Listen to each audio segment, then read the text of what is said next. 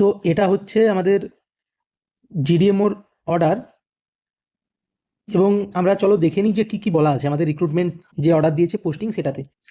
So the government is please to appoint the doctors in the cadre of WBHS on a temporary basis. Temporary কেন?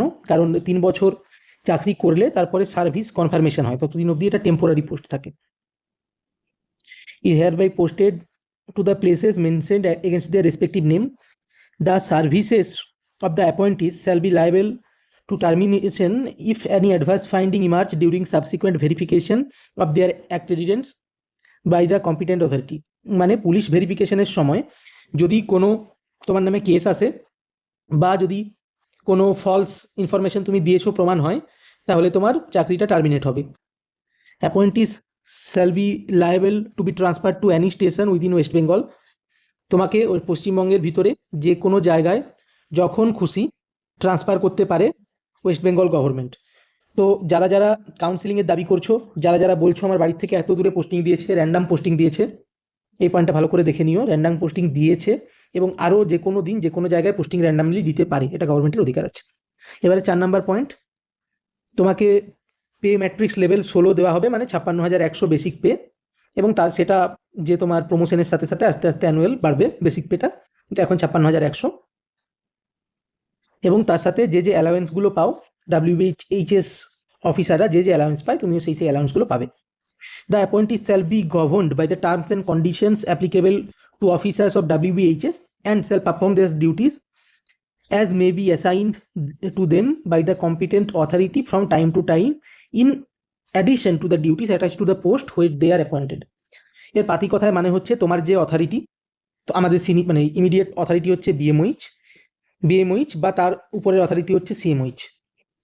এ চাইলে তোমাকে তোমার যে duty দেওয়া হয়েছে, যেখানে পোস্টিং সেখানে যেটা ডিউটি, তার সাথে সাথে ইন অ্যাডিশন আরও অন্য ডিউটি দিতে পারে। মানে আমি যদি নন বেডেড পিএইচসিতে থাকি, আমাকে নন বেডেড পিএইচসির ওপিডি যদিন করতে হচ্ছে আমার ভাগের, আমাকে করতে হবে। প্লাস বিএমওই চাইলে আমাকে block hospital, BPHC, rural hospital, SSH যাই থাকুক, সেখানে এক্সট্রা ডিউটি করতে রিকোয়েস্ট করতে পারে বা করতে অর্ডার দিতে পারে, এই পাতি মানে। এবারে 6 number point, the appointees are hereby directed to report to the CMOH বা যাদের মেডিকেল কলেজ তাদের MSVP office positively on or before 25th March 2026।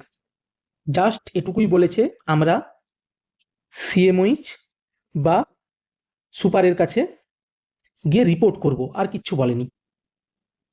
On or before 25th March, no request for extension of the joining time will be entertained, nor shall be any correspondence in this regard will be considered। মানে 25শে March মানে 25শে মার্চই, 26শে March কোনোভাবে consider হবে না। না, এবার 8 নম্বর point, appointees who were previously engaged in contractual specialist or senior resident under an indemnity bond and they have now been selected at GDMO in the present recruitment process may be permitted to join service only after obtaining formal release from the directorate of this department।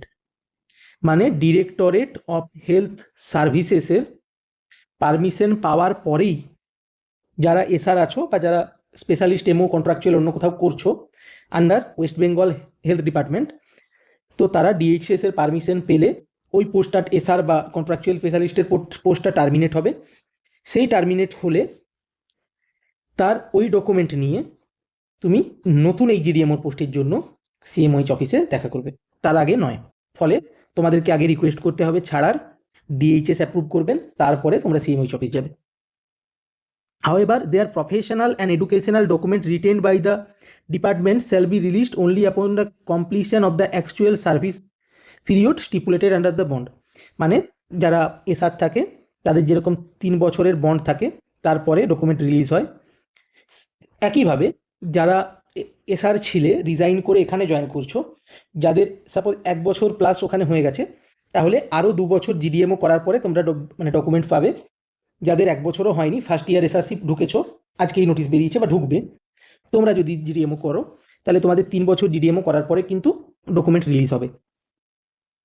এবারে if at any stage it is found that the candidate is already in service and has not followed the prescribed procedure before joining, the present appointment shall be tested and cancelled forthwith।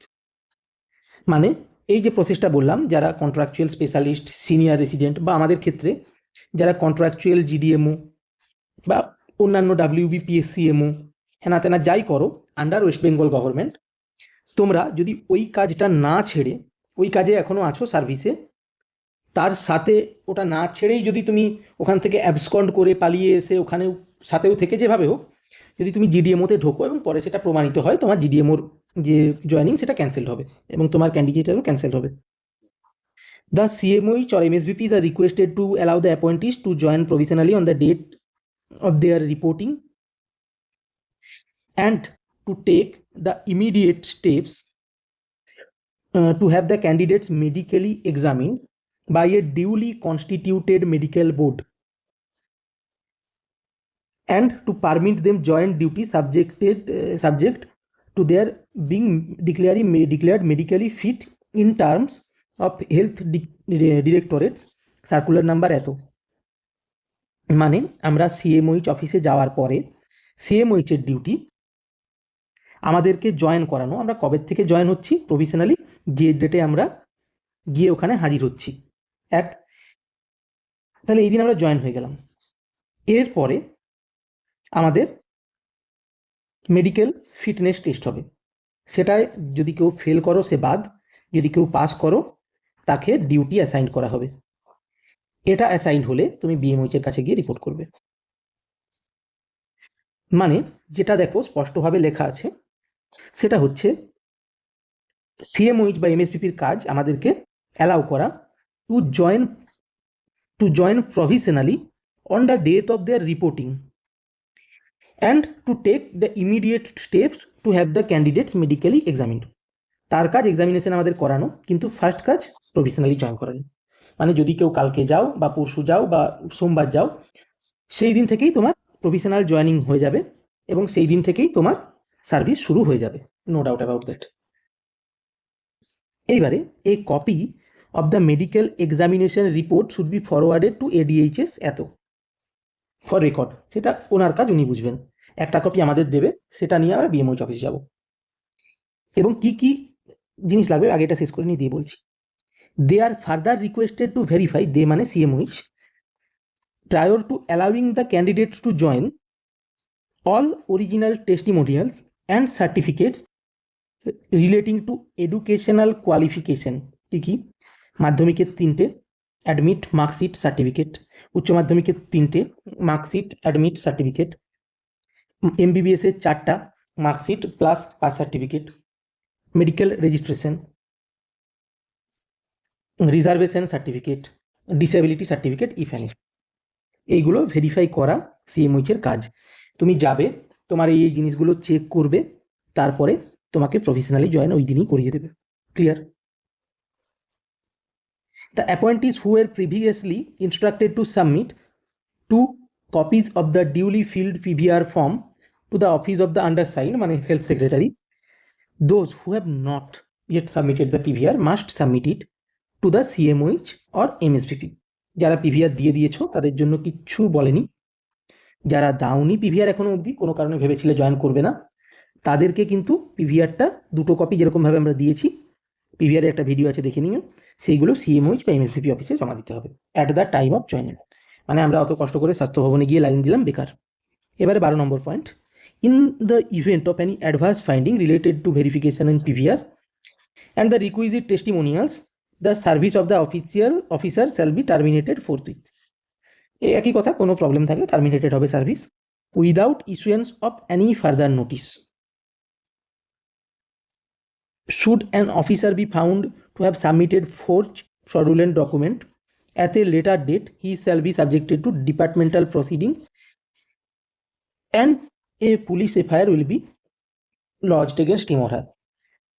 মানে যদি এটা পাওয়া যায় যে কোনো false বা fraudulent document দেওয়া হয়েছে জয়েনিং এর পরে কোনো সময়, তাহলেও কিন্তু তার এগেনস্টে ডিপার্টমেন্টাল প্রসিডিং হবে এবং এফআইআর হবে। এটা পরের কথা। The CMOH and the MSVPs are hereby requested to update the joining status to a website not related to us. হ্যাঁ, So they are requested to ensure the attendance of the appointees until charged are assigned, until charges are assigned. এটা আমাদের কাজ নয়। Annexed herewith the list of GDMO all concerned are being here being informed. এগুলো আমাদের কিছু নয়, এটাও নয়। তো তাহলে পার্টিক্যালি খুব সোজা কয়েকটা কথা বলা আছে। এক আমাদেরকে বলা আছে on or before 25th March CMOH বা এমএসভিপি অফিসে গিয়ে দেখা করতে। দেখা করার সাথে সাথে যা যা ডকুমেন্ট আছে বলেছি যেগুলো, সেগুলো ওরা একবার নিজেরা ভেরিফাই করে নেবে, তারপরে তোমাকে জয়েন করিয়ে দেবে। জয়েন করানোর পরে মেডিকেল এক্সামিনেশন হবে, সেটা ওনারা ব্যবস্থা করবেন সিএমওইচ অফিস থেকেই। সেটার পরে তোমাকে পোস্টিং অ্যাসাইন করা হবে। এই হচ্ছে পাতি গল্প। এবারে যাদের এসআর আছেন, যারা বা যারা পিজি হয়ে গেছে, অন্য কোথাও কন্ট্রাকচুয়াল স্পেশালিস্ট করছেন, তাদেরকে বা আমাদের যারা কন্ট্রাকচুয়াল জিডিএমও, তাদেরকেও আগে ওই পোস্টার থেকে রিজাইন দিতে হবে। স্পেশালি যারা এসআর আছেন তাদের ক্ষেত্রে ওই মানে যেটা এসআরশিপ আছে ওটার থেকে এই অর্ডার দেখিয়ে রিজাইন দেওয়া হবে। সেটা ডিএইচএস স্যার অ্যাপ্রুভ